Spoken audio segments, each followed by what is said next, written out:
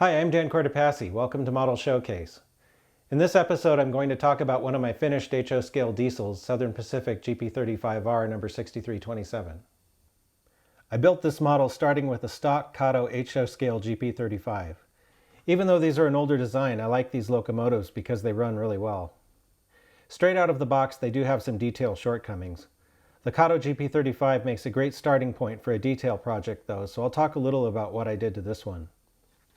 The techniques that I used to create this model are the same ones I'm using in my SP Consist build series. The next episode of that is in the works as I'm shooting this program, by the way, and I hope to have it out soon. SP's GP35s were built in the 1960s. A number of them were rebuilt in the late 1970s and numbered into the 6300 series. My model represents one of those.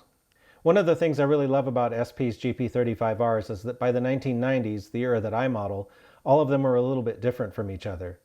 As they were shopped and repaired again and again, each engine became more unique. I chose to model 6327 because I thought it had a lot of that unique character. By 1993, it had lost its original SP oscillating lights, but had gained a beacon and ditch lights. It was also pretty weather-beaten. Let's take a look at some of the specific details on this model. In front, I replaced the cab, short hood, and cab subbase with Canon parts. I modified the Canon nose to add the low-mounted horizontal SP-style headlight. I had to custom fabricate the curved area above the headlight to represent the spot where the red emergency light used to be. This was one of the SP engines that had a curved plate welded over that area. I weathered it to look rusty following prototype photos. I used custom printed decals for the Denver and Rio Grande style numbers in the number boards. These have small 603 surface mount LEDs behind them to light them up. The beacon is a Details West casting that I modified so that I could put a 603 LED in that also. I had to custom make the line that runs up to the top of the bell. One thing I thought was neat about 6327 is the happy and sad faces that someone doodled on the cover plates where the class lights once were. I used a sharp colored pencil to draw those on after the model was painted. The ditch lights are lit using more 603 sized LEDs. I like these because they're small enough to conceal inside the casting. I used 36 gauge magnet wire to hook them up, which is small enough to be hidden. I don't like seeing wires sticking out of the back of my ditch light housings. I did a lot of work on the pilot area too. I removed the footboards and moved the couplers in so that they don't stick out as much as on the stock model. The couplers are Kato number 58s. The uncoupling levers are custom bent from brass wire. I added photo etched steps over the existing steps at the corners. Inside the cab I used a Canon EMD cab interior kit. There's another 603 LED mounted in the roof for a cab light. I used aftermarket sunshades, wind deflectors, and windshield wipers on the cab. Canon makes optional SP-style doors for its cab subbase. I used some of these on this model. The real 6327 had some interesting weathering on the fireman's side, like one off-color door under the cab and the discolored area on the electrical cabinet filter box behind the cab. I weathered the model to reproduce these effects as closely as I could. The filter box is a Details West part. On the engineer's side, I fabricated a custom bracket to hold the Details West air filter casting.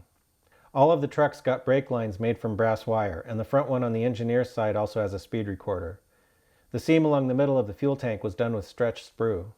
I got rid of the original handrails and replaced them with new ones made from brass wire. I mostly used precision scale brass stanchions. All of the stanchions are soldered to the handrails, which makes them pretty durable. I did a lot of work on the rear of the unit, removing the original number boards since SP's GP35s didn't have them in the back.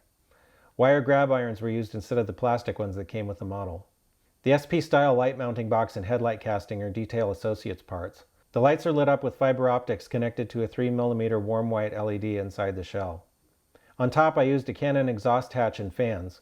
I really like the depth these fans add to the model, much better than the solid plastic ones that were originally on the shell. Per prototype photos, I painted two of the radiator fan bases in a light gray. The model is painted with scale coat paints. I used microscale decals for the markings. The faded lettering on the long hood was done by carefully airbrushing more SP gray over the lettering after the decals were applied. I weathered the model using a combination of techniques. Most of it was done with Bragdon self-adhesive weathering powders. I like the subtle effects you can get with powders, and it's easy to control where you put them. As I mentioned earlier, the model has LED lighting throughout. The engine has a LokSound Select DCC and sound decoder, which has 6 lighting outputs. That allows me to control all of the various lights independently. The speaker is mounted inside the shell in the radiator area. It points down so that the sound comes out through the bottom of the engine. I built a custom enclosure that has more airspace behind it than a typical pre-made enclosure, which I think makes for better sound.